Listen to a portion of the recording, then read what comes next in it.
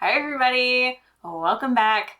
We're gonna do something a little different today because we are in a bit of a cruise mood and feeling a little festive.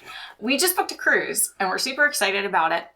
I'm gonna reveal what it is at the end of the video, but today we're gonna use all that knowledge and walk through how to book a cruise, specifically when you're looking to sail with Royal Caribbean. Yeah, and I think this is great for people that have never cruised before or never cruised on Royal Caribbean, but also we're going to give some little tips and tricks, even for people that have cruised before, on just how to make the process a little easier and just some ways to save or just make the process as stress-free as possible. Yeah, I know when we booked our first cruise, it felt really overwhelming and it was like, where the heck do I start? So we're going to give you some of those guideposts. Yeah, so let's get started. Let's dive in. If you're thinking about booking a cruise, there's kind of 4 ways to start narrowing down what specific cruise you are going to book. So let's start there. The first is the date or time of year with which you're going to book your cruise. This is probably the thing you have the least amount of control over. Yeah.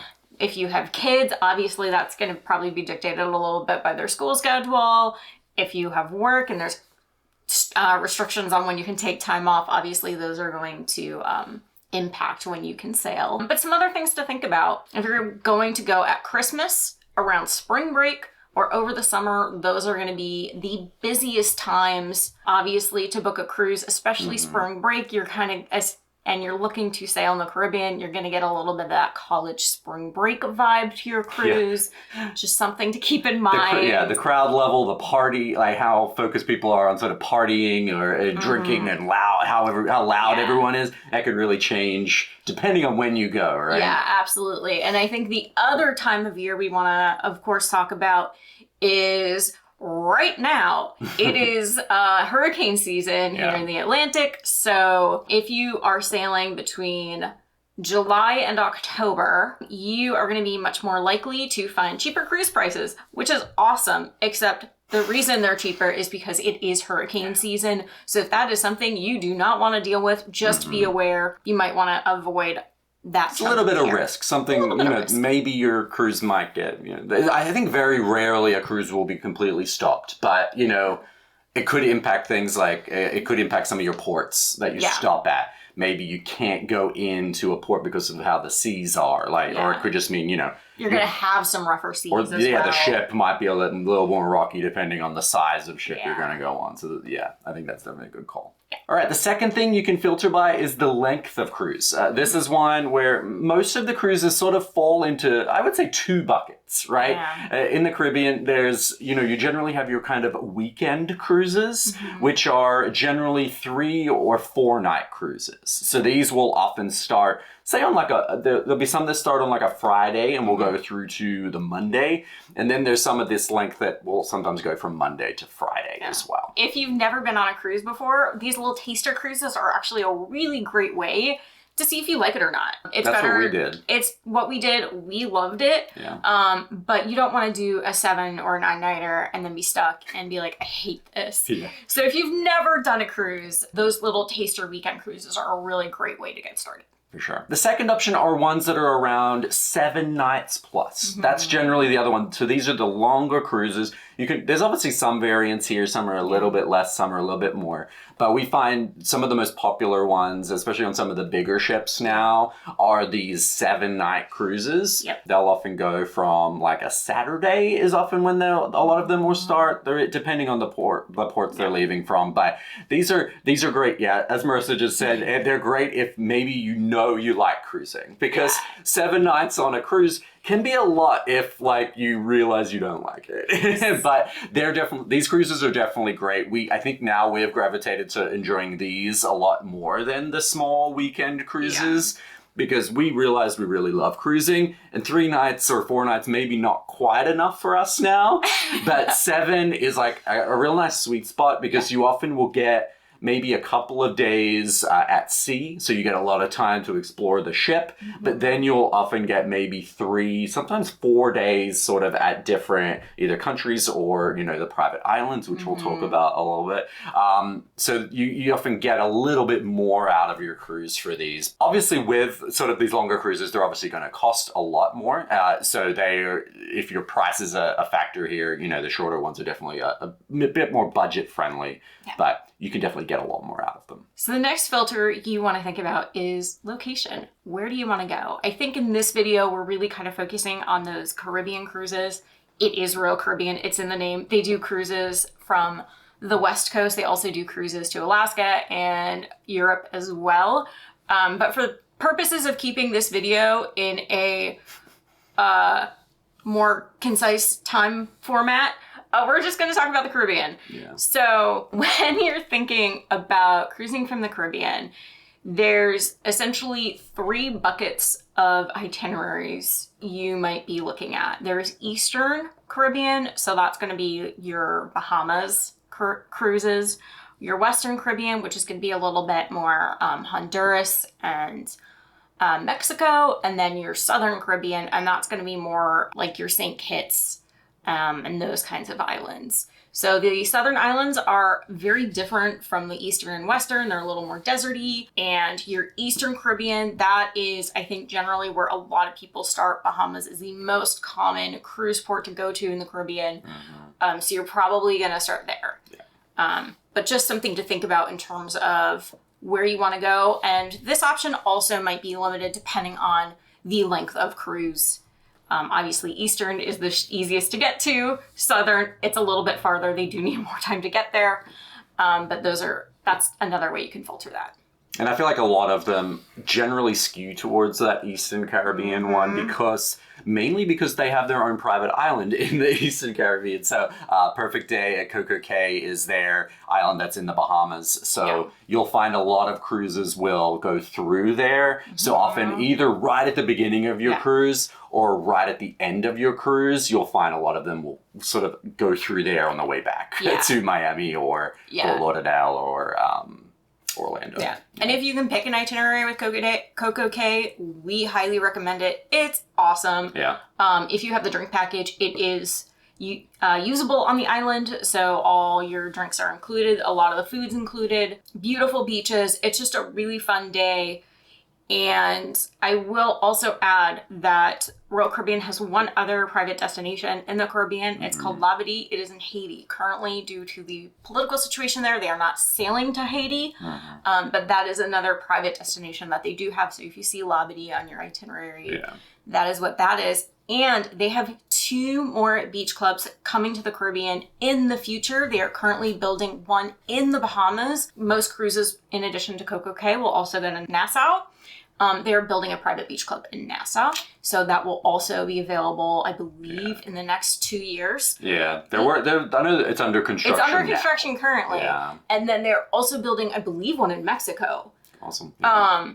So in the next coming years, there's going to be 4 private destinations in the Caribbean for Royal Caribbean, which is awesome. But for now, Coco Cay is awesome. Coco Cay is where it's at. And I think one thing to keep in mind, there is a lot of sort of, I think, misconception sometimes about Coco Cay that everything you need to pay for. And it's like, true. But it's really not true. There is a lot of things, like there's a water park and there's a beach club and then a new sort of adults only area, which you do have to pay more for once you've booked your cruise. But you can 100% go on the island and experience a lot of what it has to offer for no extra cost. Like there's a huge like buffet where you can eat everything snack shack. Yeah, there's a snack shack. There's drinks and stuff like that all on the island. But yeah. And the final category to think about when you're booking your cruise is the ship you want to sail on or the class of ship you want to sail on. If you are new to Royal Caribbean, this might be the most overwhelming part. For sure. Royal Caribbean has several classes of ships, and as a general rule, their older ships are much smaller. They are much more classic feeling, and they're going to have less amenities. Yeah. Royal Caribbean in the last few years has really invested in their mega ships. Currently, the largest ship is Icon of the Seas, their first ship in their new Icon class. These ships are the things that have surf simulators and aqua theaters and entire water parks and every amenity you never knew could be on a cruise ship. That being said, Royal Caribbean is investing in new smaller ships, but as of now, 2024, those small ships, while a great place to start with your cruise adventure, they're going to be a little older, they're going to be a little more dated, there's not going to be as many amenities, you're going to get more of that classic old school cruise experience. One thing to note though, these will be the cheapest options for you. So if you are really looking to cruise on a budget, some of these, earlier, like older ships are definitely going to be way cheaper than some of the big guys, because some of these big ships, definitely expensive. Like, so you definitely, I definitely say like, yeah, if you want a little taster of like, if you like the cruise experience, some of these older ships are still great. Some of them have been, I think they call them amped. They're amplified. Amplified. That's right. So these amplified ships have often been renovated to have some of the newer amenities, maybe newer bars and restaurants and things, attractions like that. Yeah. So if you are looking at possibly sailing on a smaller ship, just check to see if it's been amplified and the date of when that was. They started that program in about 2018, 2019. So it's possible that the ship you're sailing on has been recently renovated, but just something to keep in mind. With the smaller ships, you are, in addition to that classic experience, you are going to have that lower guest to crew ratio. Some will say the service is a little better, a little more intimate, just because there are less passengers. The crew's going to get to know who you are a little better, even on a shorter cruise. With the mega ships, in addition to those amenities, you are going to have a lot more guests. You are going to also have more crew, but just something to keep in mind. We've never felt like the ships were overcrowded, and we've even sailed at Christmas before. Yeah. But it's just something to keep in mind in terms of scale of the ship. Each of these 4 things you can filter by on the Royal Caribbean website to start your search from there. So that will give you an idea of the options you have available depending on your specific criteria. So to recap, we're talking about the dates you're going to sail, the length of time you're going to be sailing, the location, and the class or exact ship you're going to be sailing on. All right, now you picked your cruise. Yay. You know the dates you're going, you know the ship you're on, and you know where you're going. So next step is picking your stateroom. Yay! So the first thing up is your room category. When you pick your cruise in the planning area of the Royal Caribbean website, the price you see is the lowest possible price for the cheapest possible room on the cheapest possible date. Yeah. So that is not the price you will ultimately be paying unless you're very lucky. So just know that price is going to escalate a little bit as you refine your options. But let's talk about what kind of room options are available to you, generally speaking, on a Royal Caribbean cruise. The most kind of common is the interior room. It's what it sounds like. It's an interior room. You do not have a window. Yeah. Some ships actually have a digital window, so they have what's essentially a fancy screen that looks like it's a beach, but these will not have a view outside. Some ships will also have an interior view room, so it might be overlooking something like the Royal Promenade, which is the interior walkway of the ship. But again, no actual window to the outside world. Yeah. And one little tip here, if you do find you struggle to go to sleep, these rooms are great because there's no sunlight. They are blackout dark. So like if that's something important to you or you don't care about it, these interior rooms are great. But for everyone else, they're you do have to adjust to no windows. You think it might be okay, but it is quite a shock when you see like complete darkness. And something to keep in mind, again, if you've never been on a cruise, it's going to be smaller than your typical hotel room. Yeah. You are on a boat or a ship at the end of the day. Yeah. It is a little bit smaller. The bathroom is going to be smaller than what you're used to in a typical hotel. A lot of the older ships have like a traditional ship shower, which is essentially a tube. So just kind of keep in mind, it's a smaller enclosed space than you might be anticipating. Yeah, and then the next option here is an ocean view. So these rooms are generally pretty similar to the interior room, but they'll have a window, not a balcony. They'll have just a window, so like generally kind of a porthole window.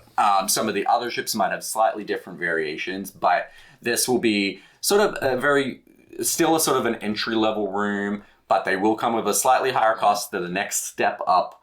But this way you actually do get a little bit of sunlight. You do get a little bit of visibility to the ocean. Yeah. The next is sort of the sweet spot of room specifications is the balcony room. This is probably the most popular option. It's what we generally will pick most of the time. 9 times out of 10, we'll pick a balcony. Depending on the class of ship you're on, there's 2 subcategories of balcony. Most of the time, what you're going to have is a standard balcony with a view of the ocean. This is our favorite. It's so peaceful, especially in the morning. You get your cup of coffee, you sit out there and you just watch the water. It's lovely and peaceful. The other type of balcony that's available, and this is, I believe, on Oasis class and above, you might have a boardwalk or Central Park balcony. So it's looking onto those spaces. It's not looking out to the ocean. So of course you might want to take in a noise into factor. Yeah. But if you have a boardwalk, you might get to see the aqua show from your room. So that's kind of cool. And these are often a little cheaper than an ocean view balcony. So sometimes you can get a cheaper balcony room than you would on another ship that doesn't have the interior sort of facing balconies. And you get, you don't get the ocean, but you still get a little bit of fresh air. The next category is the junior suite. So this is sort of your dipping your toe into the suite world. It's the entry level. The entry level suite. It is much less expensive than an actual suite. Yeah. But you do get some of the perks, which we'll talk about next. And one of the cool things, it's larger than a balcony room, but you do get a balcony. One of the things they're starting to do is do split bathrooms in a junior suite. So like on one side you'll have your water closet or toilet room, and on the other side you'll actually have your shower, which is pretty awesome. Yeah, it depends on where the junior suite is on the ship. Yeah. We found sometimes, I think it's if they're more central based, or if it's around where the ships jut out or something. There's some reason why, but there's some junior suites, and you can often see this when you're picking your room. But it's a pretty sweet room category. Yeah. Which brings us to the sweetest room category, the suites. There is a wide array of different styles and levels of suites on Royal Caribbean. They have sub-suite classes, which we won't go into here. We'd be here all day. Yeah. Of the level of luxury and perks and attention you will get depending on your stateroom. Everything from just a sort of normal suite to these entire giant family. They have slides and they're multi-floors and all this kind of stuff. Absurd. They cost tens of thousands of dollars, some of them, which are nuts. But But most of us are probably going to be looking at some of these lower room categories, so that's what we're going to focus on. Yeah. I do want to touch real quickly on suite perks, just because it is good to know about. This is by no means an exhaustive list, but it gives you a little taste of what you can expect. So some of the things with suites are additional dining options. A lot of ships have what's called Coastal Kitchen, which is a suites-only restaurant. If you have a junior suite, you do have to make reservations, and it is only available for dinner. Yeah. But if you have a higher level suite, it is available for breakfast, lunch, and dinner. You could never leave this. You could just be there all day, every day. And honestly, some of the best meals we've ever had are at Coastal Kitchen. So highly recommend. Very good service. And it's a good. I feel like it's almost like the premium dining that you have to pay extra for, that quality. And they've got a really good, they generally have a very good mixture of food too, different types of food every day and all that kind of stuff. It's like a premium dining version of the main dining room. For sure, yeah. The next is priority boarding. So suites will often have their own boarding area in the terminal at the port. And so you get corralled in there. There's generally more comfortable chairs and couches and that kind of thing. And then you get to board first, which is exciting. Your SeaPass card, which is your life when you're on a Royal Caribbean cruise, it will be coded so everybody knows you are in a suite. On some ships, there is a suite deck. So there's a sun deck and even sometimes a pool that is only for suite. One note there is junior suite guests generally can't go into the suite deck. That's one of the main downsides of the junior suite. But anyway. And then this is so small, but I thought it was really nice on Royal Caribbean. When you are going to any of the pools on the ship, you have to check your towels in and out. If you don't return your towels, they will charge you $25 per towel. Yeah. But when you have a suite, the one time they didn't even like check in our towels. They would just like hand them and They take just them back. give them to you. Yeah. It's a little extra like just like level. a little extra thing that was really nice. And then some levels of suite will include your Wi-Fi, internet. Some have drink packages. And some have drink packages depending on the level. But yeah. And then there's one other extra perk you do get for anything. If you book a junior suite or up, you also get 2 times the Crown and Anchor points, which is Crown and Anchor, if you don't know, is Royal Caribbean's loyalty program, I guess you would call it. So you generally get 1 point per night for your cruise. So you book a 7-night cruise, you would get 7 nights. Mm-hmm. However, if you book junior suite and up, you'll get 2 points per night. So it's a really good way to sort of speed up your loyalty because it takes a while to get to the different levels. Yeah. Like we're still very low down. I think we're like whatever the second tier or third tier is, whatever it is. On the second tier. Yeah, so it just speeds that up a little bit. So that's a nice little perk if you think you're going to be cruising along. You would be the one to remember the points. Yeah. All right, next up. So we picked our room, and now you generally have to book flights. And we have done both of the things we're about to talk about, but we did definitely align one way more than the other. So you can fly a day off and risk it and sort of, maximize the amount of time. If you really love living on the edge. If this is you, or like you have a very limited amount of vacation days, like you have to sort of, maximize those amount of days, that's fine. Most cruises sort of depart around maybe 3 or 4 in the afternoon. But if you are doing this, we would definitely recommend using Royal Caribbean's Air to Sea program. What this is essentially, once you have your cruise booked, so you have like your confirmation number, you can then go to the Air to Sea website, and essentially Royal Caribbean will act as your travel agent essentially and book the flight that is best for you. So you can specify, I want to arrive day of, and then I want to leave the day the cruise comes back, and they'll organize flights to sort of coincide best with the check-in time, check-out time, things like that. However, we've done this before, and thankfully we've had no issues, but we just found it a little stressful because even if you do arrive, you're sort of you need to transfer to the port, you need to get everything done, and it's just a lot of travel and a lot of stress before your cruise even starts. Yeah, Air to Sea does have some benefits when you book via them. So if you are running late, your flight gets delayed, something goes wrong, they will give you some flexibility. So sometimes they'll either hold the cruise for you if it's only within, a certain amount of time. Mm-hmm. And then they give you some extra protections if you do miss the departure. So it's kind of like just having insurance booking through Air to Sea, right? What we recommend, and this is what we always do now, is to fly in the day before. So we'll fly in, even if it's like late at night, the day before, get a hotel that's either close to the airport or close to the port. That way we can wake up fresh, rested, and then early to get on the cruise as early as possible. Because this is one of our sort of biggest tips around cruising is don't wait till the last minute. Getting to the cruise port early means you can get on the cruise ship earlier, which you can almost get an entire day on the ship before it even leaves. Yeah. So we've often, sometimes it depends on your sailing, but a lot of the times we'll get on the cruise ship maybe around 10 or 11 in the morning sometimes. Mm-hmm. And that means you have so much extra time to start exploring the ship, getting your muster drill, getting some food, figuring out where everything is, and just sort of starting your vacation early. Why wouldn't you want more time on the ship, right? Yeah, that gives you an extra 4 to 5 hours on the ship than the people that are boarding later. I will note, when you check in for your cruise, which is a couple weeks before your cruise, when check-in becomes available, the faster you do that, the earlier your board time will be because they do assign you a board time.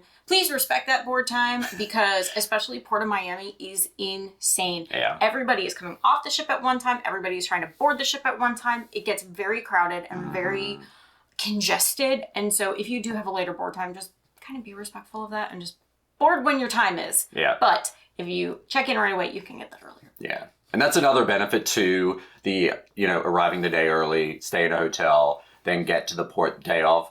you can factor in sort of the traffic and things like that and get there sort of well ahead of your scheduled time. As I said, Miami in particular can be insane getting to the port, and it can take, what's meant to be only 20 minutes or something can take a long time if you get stuck in traffic, or even just right up at the port, sort of that sort of jam that happens there. So a little bit of extra flexibility. So when you're booking a Royal Caribbean cruise, we already kind of talked about the price you see when you are looking at different itineraries is not the price you're ultimately going to pay. So now you've booked your room, so you kind of have seen how that cost has shaken out. One thing that's nice and is a recent change is now when you are looking at those initial prices, it does include all taxes and fees, which is a recent change that is so nice. Yeah. But there are still a few extra costs that you do need to budget for when you are thinking about booking a cruise. These can include things like your drinking package, if that is something you want to do, premium dining, excursions, Wi-Fi. All of these things are things you have to purchase extra. And so we're going to dive into that a little bit. The first of these is a drink package. Royal Caribbean has several different options, from a refreshment package, which I think is things like soda, all the way up to the ultimate beverage package, which is really hard to say, which includes all of your soda, all of your coffee, except for Starbucks, and all of your alcohol up to $14 a cocktail. But it is unlimited. Some other cruise lines might put caps on how much you can have per day. Royal Caribbean does not have a cap that we have yet found. And a little extra hint here, if your cruise has a Vitality Spa, sometimes there is an attached juice bar. So you can often get freshly squeezed juices and smoothies and protein shakes and stuff also included in the which is really nice. And you can also get coffee there, and it's not going to be as long of a line unless as some of the other spots on the ship. Yeah, not all ships have it, but a lot of the newer ones do. Yeah. That's a good tip. So the drink package alone for the two of us is almost $1,000 for a week cruise. Yeah. So just know that if that is something you are interested in, you're going to be forking out some change for it. It can vary cruise to cruise, but like it generally shakes out, I think, out to be about $60 or $70 per person per day. Per day. And just to note too on that deluxe beverage package is if you are getting one of those, everyone else in your cabin also has to get it. Obviously not children if you have children. Other adults. So say there's, for the both of us, we both have to get the ultimate beverage package because it's to stop people sort of sharing drinks and things like that. If there is somebody in your cabin that for whatever reason, for medical reasons, they're pregnant, whatever, they can't have alcohol, you do have to call Royal Caribbean to get an exception made to get the lower drink package. They're pretty strict about this. Another thing I want to note about the ultimate beverage package or the deluxe beverage package is, one, it does work on Coco Cay. We mentioned this earlier. So if your itinerary does have Coco Cay or Labadee or one of these other Royal Caribbean private destinations that they're currently building, your beverage package will work there on those days. So you are getting a little bit more from the package with itineraries with those stops. The other thing I want to add is that when you board the ship on embarkation day, your beverage package does work immediately. So that's another benefit to boarding early, is you can get, that morning mimosa in on your first day. And often when you board, you won't have your SeaPass card yet, which that acts as kind of your card to access the drinks normally, but you'll get your room number, and you can just sort of tell them your room number until you do get your room later. Or sometimes if you have your set sail pass, which is the piece of paper ticket you print out, you can show them that. You show them that and they can scan a barcode on it. So, but yes, drink package works from the time you step on the ship, if the bars are open. It won't work on the day you leave that cut morning. You off. You generally check out pretty early, so it's not a big deal. But next up is premium dining. This changes on ship to ship. Like some ships will have a lot of options. Like, the newer class of ships have many premium dining restaurants. So these will all require an additional upcharge.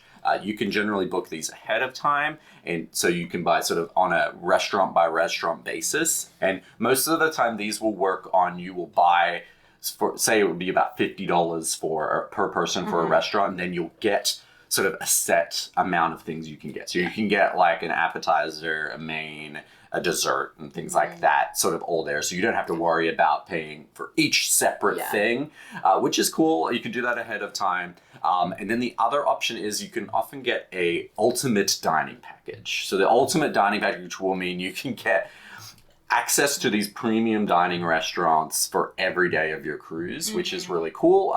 If you do want to, especially on these bigger ships where they do have a lot of options, you can get a lot of value out of this. Yeah. It does cost quite a lot. It can be several hundreds of dollars, but it does sort of pay for itself if you do go to these premium dining restaurants a lot.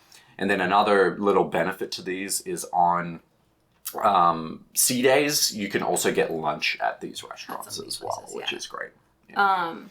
And every single Royal ship will have Chops Grill. That is their signature premium dining restaurant. It's a classic American steakhouse. Many ships now have Azumi, which is sushi and hibachi. And then some other options are a more New England seafood called Hooked, a Southern style restaurant called the Mason Jar. There's 3 iterations of Italian restaurants that vary. Experiences may vary. Yeah. There's Jamie's Italian Kitchen, which is our favorite. There's Giovanni's Kitchen and Giovanni's Table. I don't know why they have 2 different Giovanni's brands, but they do.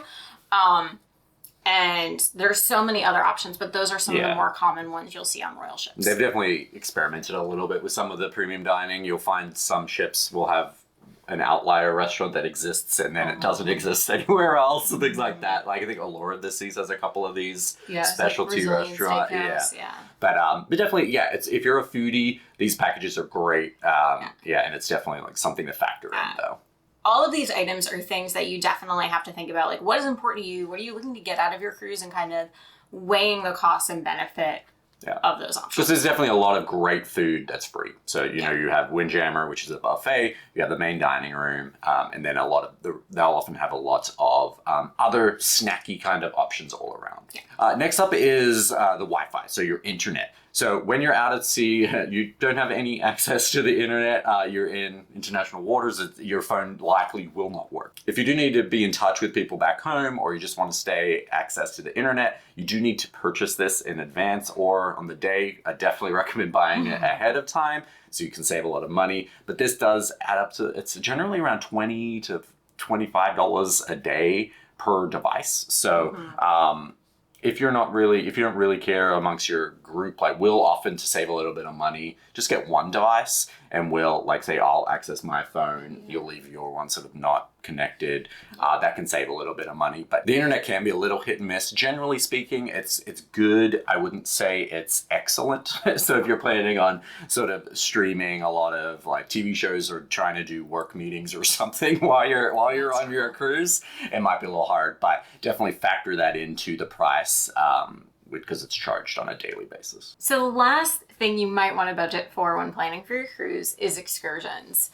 This is any day that you're in port, what you're going to be doing off the ship. Something to know about excursions is that you can book them directly through Royal Caribbean, or you can find private vendors that are in those ports and book through them directly. Yeah.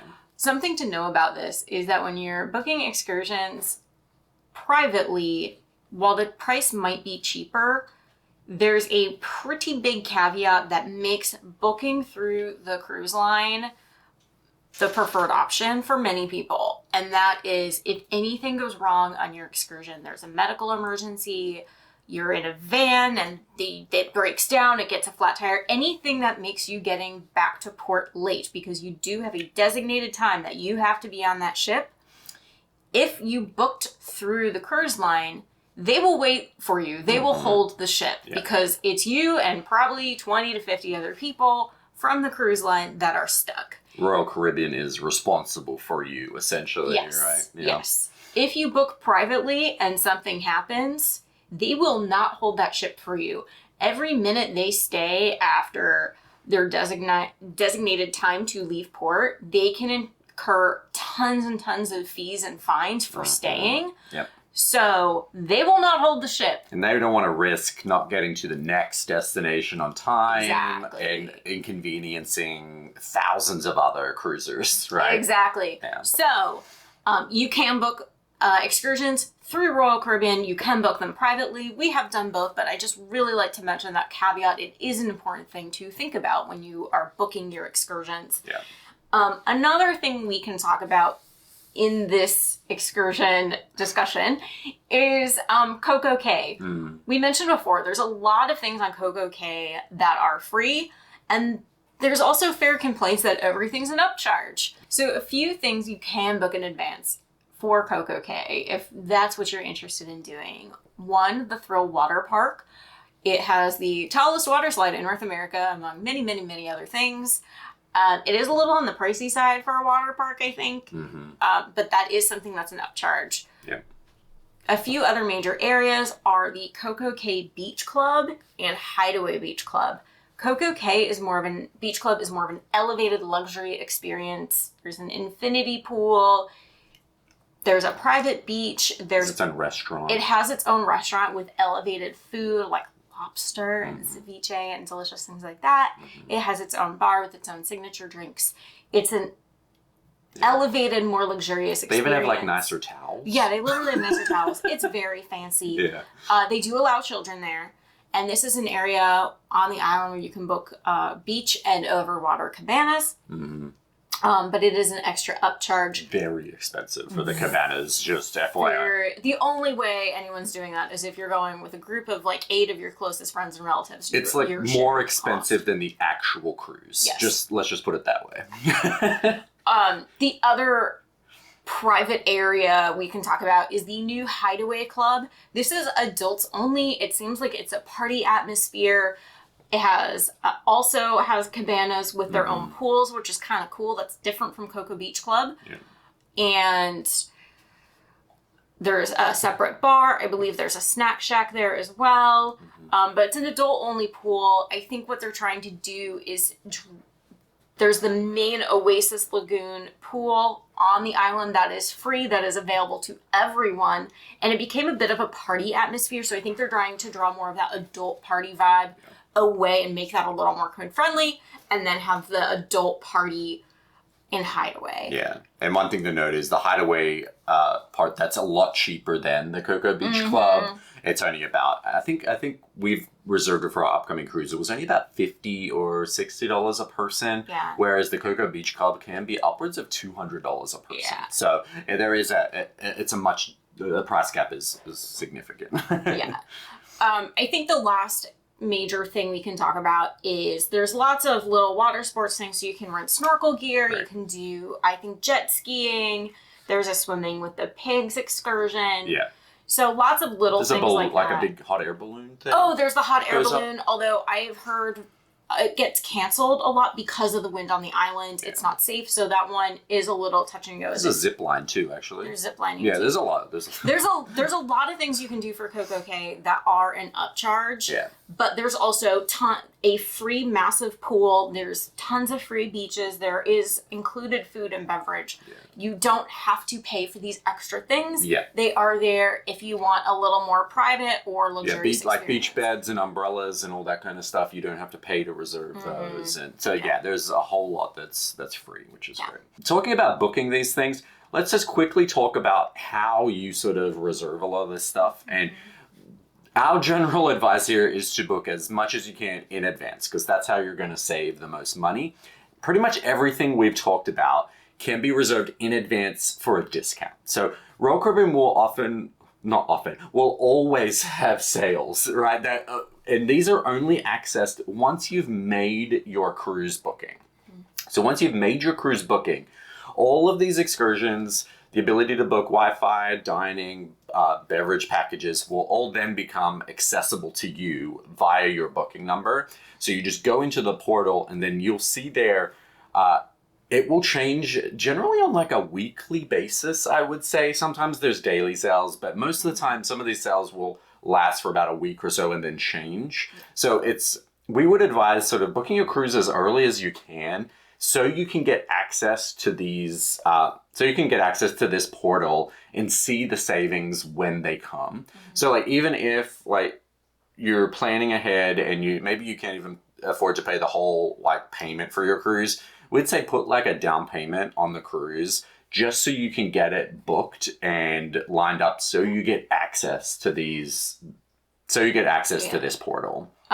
Two other advantages to booking early is, number one, there's going to be more variety as it gets close to the cruise. Things are going to fill up. Things will sell out. Yeah. Things will sell out. There is a limited number of items in inventory. And number two is, if you are particularly savvy and you book something and then you see it down the road for a cheaper price, you can call Royal Caribbean. You have to call and cancel and then rebook that item for the lower price. You'll have to wait a couple weeks for that initial refund to come through, but they will refund you the difference. I think there's some instances where you can cancel some things on the website, but most of the time you'd have to call. But you can just cancel, get a refund, and then rebook. So if you're okay with kind of waiting for the refund to come in and then jump on the new price, it's especially because there have been instances where the website glitches and they have something extremely discounted. They will honor that. So just something to keep in mind in advance of booking early. But definitely for things, especially like the deluxe beverage package, keep your eyes on this portal, because the price, any kind of discount, even if it's a 5% difference in the drop, can make a big difference off, what could be around $1,000. So it's definitely something to look at. All right, the final tip we have is about downloading the Royal Caribbean app. A lot of the stuff we mentioned can be accessed via the website on a computer. However, the app is going to be your best friend in the lead up to the cruise. As we just mentioned in the last segment, you can use the app as well as the website to book all of your excursions, packages, things like that, which is great. But one of the most useful parts of the app in the lead up to your cruise and during it is the ability to access the cruise compass, which is essentially your daily schedule while on a cruise. The cruise compass essentially shows all of the activities that are planned for your cruise on a daily basis. So the amount of things on the cruise compass will vary a little bit depending on when you're looking at it ahead of your cruise. So if you're booking like 6 months out, it will probably be a little sparse in terms of the actual activities. There'll be some things there that you can book in advance will show, but the closer you get to your cruise, more activities will start to show in here. Things like the times for shows, availability for extras you can book, or things like that. Another benefit to having the app on your phone is, if you are in a group of people and you do all have your phones on you, you can actually text each other within the app on the ship. So without having to pay for the Wi-Fi package. So if you are in a larger group and traveling with more than one other person that you're attached to the entire time, that is another great advantage to having the app on your phone. Yeah, I think that's a really good hack there, is like if all you're using the internet for is like contacting the other people in your party while on the cruise, don't bother with the internet package. You can just use the app. It has its own kind of Wi-Fi connectivity. Another thing to know about the cruise compass is, once you are on board the ship, you can talk to your room steward and get a paper copy delivered to your room every night if you prefer a paper copy over a digital version on your phone, and they will provide that for you. But as of now, you do have to request it specifically. And then another thing is, this is where you'll get a lot of your pre-cruise documentation. So ahead of your cruise, you'll be sent essentially your paperwork. And we mentioned it earlier, your set sail pass will be available on your phone. And this is what you'll use to board the ship before you get your sort of physical sea pass. So this is really handy to have there ready. You save it to, like, you can save it to your Apple Wallet and your Google Wallet and things like that. Have it ready to go on boarding day. And this is where you'll do a lot of your pre-cruise check-in. So it will ask you like a bunch of questions. You have to fill them out and sort of just essentially get ready. It's like checking in for a flight and using an app. It's pretty simple. But then also, once you get on the ship, you can do the muster drill, which is essentially the safety protocols for being on a cruise ship. This used to be a lot more difficult than it is now. Now you can complete a lot of it in the app.